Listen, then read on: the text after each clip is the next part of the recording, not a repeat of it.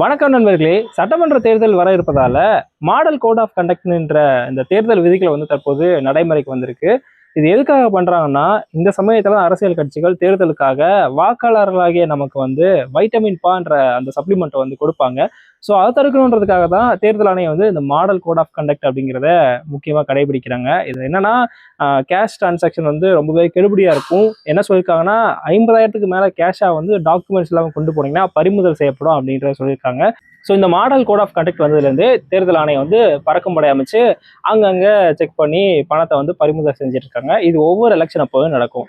இந்த model code of கண்டக்ட்ல இந்த ப்ராக்டிஸ்னால அரசியல் கட்சிகள் பணம் கொடுக்கறது தடுக்கப்படுதோ இல்லையோ, ஆனா பொதுமக்கள் இதனால அதிகமா பாதிக்கப்படுறாங்க. குறிப்பா சிறு வியாபாரிகள் அதிகமா பாதிக்கப்படுறாங்க அப்படிங்கிற ஒரு குற்றச்சாட்டு இருக்கதா செய்யுது. லாஸ்ட் 1 வீக் நியூஸ் பாத்தீங்கன்னா, கடலை வியாபாரி கிட்ட இருந்து 1 லட்சம் பறிமுதல் செய்யப்பட்டது. ஹாஸ்பிட்டல் போனவங்கிட்ட சரியான டாக்குமெண்ட்ஸ் இல்லாதனால 2 லட்சம் பறிமுதல் செய்யப்பட்டது. இந்த மாதிரி எக்கச்சக்கமான செய்திகளை பார்த்திருப்பீங்க. உண்மைதான். இந்த மாடல் கோட் ஆஃப் கண்டக்ட் வந்ததுல இருந்து அவேர்னஸ் இல்லாம இன்னசென்ட் பீப்புளும் இதனால பாதிக்கப்படதான் செய்யறாங்க.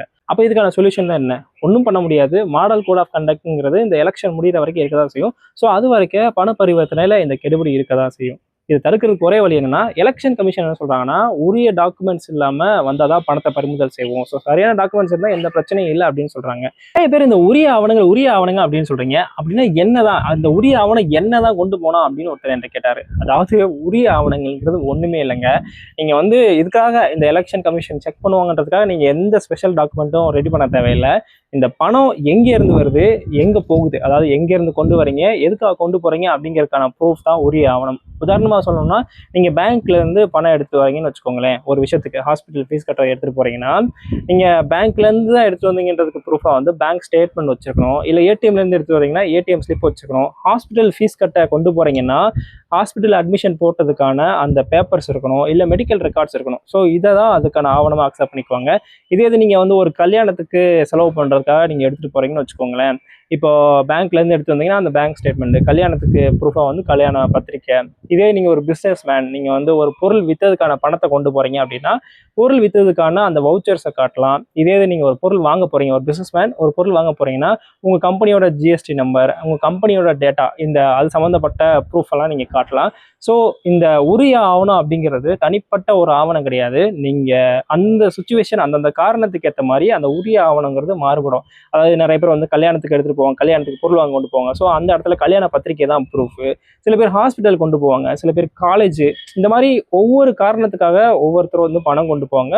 ஸோ இந்த உரிய ஆவணம் அப்படிங்கிறது அந்தந்த காரணத்துக்கு ஏற்ற மாதிரி மாறுபடும். ஸோ நீங்க அதை அனலைஸ் பண்ணி இந்த விஷயத்துக்கு நம்ம கொண்டு போறோம்னா இதுதான் இதுக்கு கரெக்டான ஒரு ப்ரூஃபா இருக்கும் அப்படிங்கிறத நீங்க கன்ஃபார்ம் பண்ணிட்டு கொண்டு போங்க.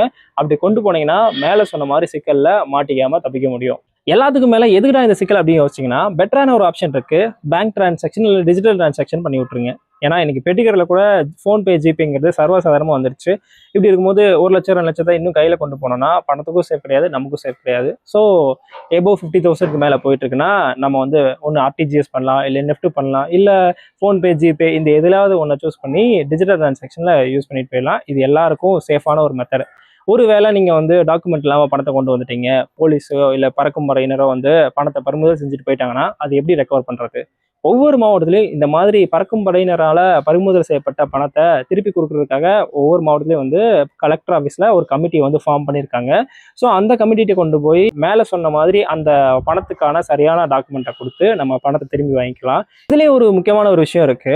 இப்போ பறிமுதல் செய்யப்பட்ட பணம் 10 லட்ச ரூபாய்க்கு மேலே இருக்குன்னா வருமான வரித்துறைக்கு அவங்க அனுப்பிடுவாங்க. ஸோ வருமான வரித்துறையினர் அதை ஆய்வு செஞ்சு அது எல்லாம் சரியா இருக்கா அப்படிங்கிறத செக் பண்ணிட்டு தான் அந்த பணத்தை திருப்பி தருவாங்க. ஸோ இதான் ப்ரொசீஜர். கேஷா 50,000 ரூபாய்க்கு கீழே கொண்டு போனீங்கன்னா எந்த பிரச்சனையும் கிடையாது. இதே 50,000க்கு மேலே கேஷா கொண்டு போய் எந்த டாக்குமெண்ட்டும் இல்லைன்னா பறிமுதல் செஞ்சுருவாங்க. அதுக்கப்புறம் அந்த டாக்குமெண்ட்ஸ் ரெடி பண்ணி மாவட்டத்தில் இருக்க கலெக்டர் ஆஃபீஸில் இருக்க அந்த கமிட்டி கிட்ட கொண்டு போய் கொடுத்து அதை வாங்கிக்கணும். இல்லை 10 லட்ச ரூபாய்க்கு மேலே அந்த பணம் இருக்குன்னா அது இன்கம் டேக்ஸ் தான் போகும். ஸோ ரொம்ப பெரிய ப்ராசஸ். அதனால இதெல்லாம் அவாய்ட் பண்ணணும்னா டிஜிட்டல் டிரான்சாக்ஷன் பக்கம் போகிறது தான் பெஸ்ட் ஆப்ஷன்.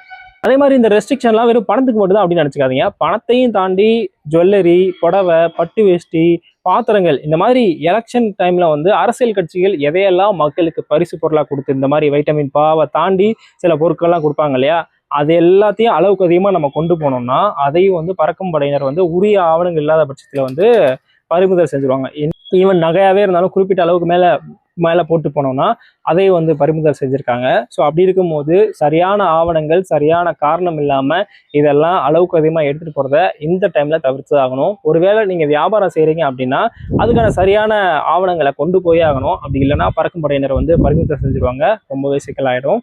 ஸோ அதனால இது எல்லாம் ஃபாலோ பண்ணணும். இந்த உரிய ஆவணங்கள் அப்படிங்கிறது வந்து அந்தந்த காரணத்துக்கு ஏற்ற மாதிரி மாறுபடும். ஸோ உங்களுடைய காரணம், நீங்கள் என்ன காரணத்துக்காக பணத்தை எடுத்துட்டு போறீங்க, என்ன காரணத்துக்காக அந்த பொருள் எடுத்துட்டு போறீங்களோ, ஸோ அதுக்கேற்ற மாதிரி அதை ப்ரூவ் பண்ணுற மாதிரி அந்த ஆவணங்களை வந்து ரெடி பண்ணி எடுத்துகிட்டு போங்க. இதெல்லாம் இருக்கும் பட்சத்தில் உங்களுக்கு எந்த பிரச்சனையும் இருக்க போகிறதில்ல. ஸோ இந்த விஷயத்த முடிஞ்ச அளவுக்கு எல்லாருக்குமே ஷேர் பண்ணுங்கள். ஏன்னா வந்து இந்த மாடல் கோட் ஆஃப் கண்டக்டில் வந்து அதிகமாக பாதிக்கப்படுறது அரசியல் கட்சியினர் வந்து நிறைய பேர் சேஃபாக வந்து அவங்க வேலையை செஞ்சுட்டு போயிடுறாங்க. ஆனால் இது தெரியாத இன்னசென்ட் பீப்புள், குறிப்பாக லோக்கல் வெண்டர்ஸ் வந்து அதிகமாக பாதிக்கப்படுறாங்க.